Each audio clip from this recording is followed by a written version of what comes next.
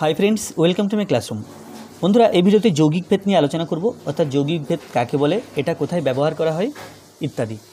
তো এখানে আমরা যৌগিক ভেদ বলতে সাধারণত বুঝি জয়েন্ট ভেরিয়েশন। ভেরিয়েশন মানে পরিবর্তন, ভেদ মানেই পরিবর্তন। পরিবর্তন মানে একটি রাশির সাপেক্ষে অন্য রাশি কীভাবে পরিবর্তিত হচ্ছে সেই সম্পর্কটাকেই বলা হয় ভেদ। আর যৌগিক ভেদ বলতে আমরা দুই বা ততোধিক ভেদকে যখন একসাথে আলোচনা করি বা একসাথে লেখার চেষ্টা করি তখন সেটাকে বলা হয় যৌগিক ভেদ। তো এখানে সংজ্ঞা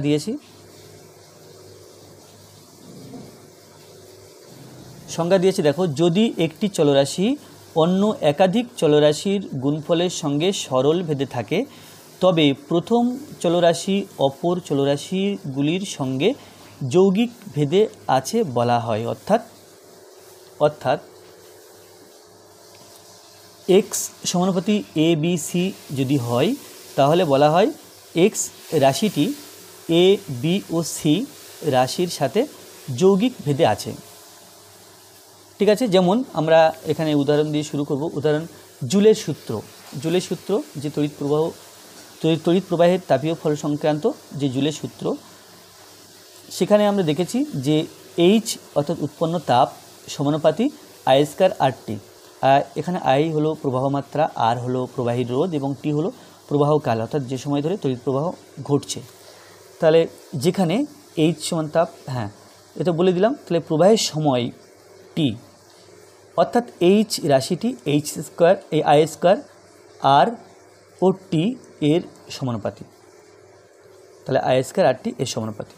তো আরও এখান থেকে বলা যায় যে মনে করো এক্স যে কোনো রাশি, এটা সমানুপাতি এ, এক্স যে কোনো রাশি, এটা সমানুপাতি 1/b এক্স, বা দুটো দিয়েই করি। তাহলে এরকম যদি হয় আমরা এই দুটোকে একসাথে যৌগিক ভেদের সূত্র সাহায্যে আমরা বলতে পারি যে এক্স সমানুপাতি এখানে আছে এ আর এখানে আছে 1/b, এ ইন্টু 1/b। তাহলে এটা হলো আমরা কী করলাম, যৌগিক ভেদের সূত্র প্রয়োগ করলাম। অর্থাৎ এক্স এ এবং এক্স 1/b এর সাথে যদি এরকম ভেদ সম্পর্কে থাকে আমরা এক্স দিয়ে সমানুপাতি লিখে এই ডান দিকের দুটো গুণ করে বসাতে পারি। তাহলে এখান থেকে আলটিমেটলি কী পেলাম, এক্স সমানুপাতি a/b এভাবে লিখতে পারি। বা আরও লিখতে পারি, মনে করো x সমানুপাতি P R x সমানুপাতি Q, মনে করো এটা আছে। তাহলে আমরা এখান থেকে লিখতে পারি এক্স সমানুপাতি পি কিউ, অর্থাৎ ডান দিকের রাশি দুটোকে গুণ করতে হবে, গুণ করে এভাবে লিখতে হবে। তো যৌগিক ভেদের উপপাদ্যতা লিখি। উপপাদ্য হচ্ছে এ বি সি তিনটি চলরাশি এমন হয় যে এ সমানুপাতি বি যখন সি ধ্রুবক, এ সমানুপাতি সি যখন বি ধ্রুবক, তাহলে এ সমানুপাতি বি সি লিখতে পারি যখন বি এবং সি উভয়ে পরিবর্তনশীল। যেটা আমরা এখানে বললাম যে এই যেগুলো বোঝালাম, এটা এখানে বলা আছে যে এ যদি বি এর সাথে সমানুপাতি হয়, এ যদি সি এর সাথে সমানুপাতি হয়, তাহলে আমরা একবারে বলতে পারি এ সমানুপাতি বি সি যখন বি এবং সি উভয়ে পরিবর্তনশীল।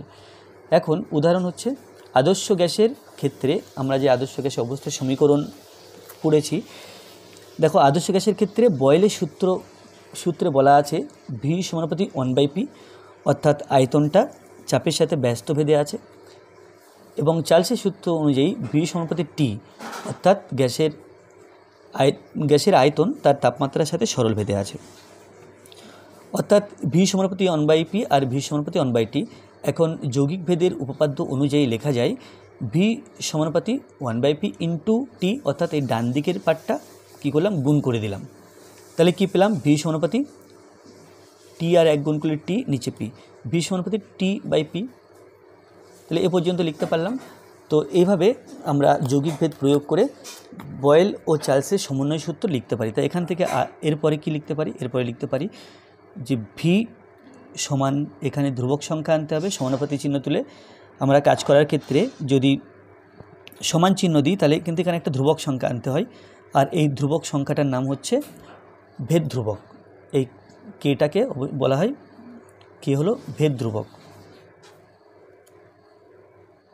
কখনো আমরা সমানুপাতি চিহ্ন তুলে কে যদি লিখি অবশ্যই পাশে মেনশান করতে হয় যে এই কে হলো ভেদ ধ্রুবক। তাহলে এখান থেকে কি পেলাম, এখান থেকে বজ্রগুণ যদি করি পিভি সমান কেটি, তাহলে বজ্রগুণ করলে পাবো পিভি সমান কেটি, এটা পেলাম।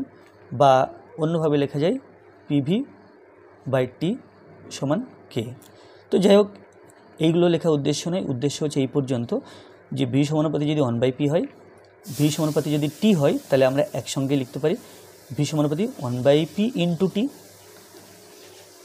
ঠিক একই রকমভাবে অনেকগুলো চলরাশির ক্ষেত্রে যদি মনে করো এ সমানুপাতি এরকম এক্স আছে, এ সমানুপাতি ওয়াই আছে, আর এ সমানুপাতি জেড আছে, তাহলে কি এ সমানুপাতি এক্স যখন ওয়াই আর জেড ধ্রুবক, এ সমানুপাতি ওয়াই যখন এক্স এবং জেড ধ্রুবক, আর এ সমানুপাতি জেড যখন এক্স ও ওয়াই ধ্রুবক, তখন আমরা যদি এই রকম থাকে তাহলে আমরা যৌগিক ভেদের সূত্র বা যৌগিক ভেদের উপপাদ্য দিয়ে আমরা বলতে পারি যে এ সমানুপাতি এক্স ওয়াই জেড, অর্থাৎ এই ডান দিকের তিনটি এইভাবে গুণ করে দিলাম। তো ভিডিওটি এই পর্যন্ত। ভিডিওটি ভালো লাগলে অবশ্যই লাইক করবে, কোনো প্রশ্ন থাকলে কমেন্টে জানাবে, আর আমার চ্যানেলে প্রথমে থাকলে অবশ্যই চ্যানেলটি সাবস্ক্রাইব করবে এবং ভিডিওটি অবশ্যই তোমার বন্ধুদের সাথে শেয়ার করবে। ধন্যবাদ।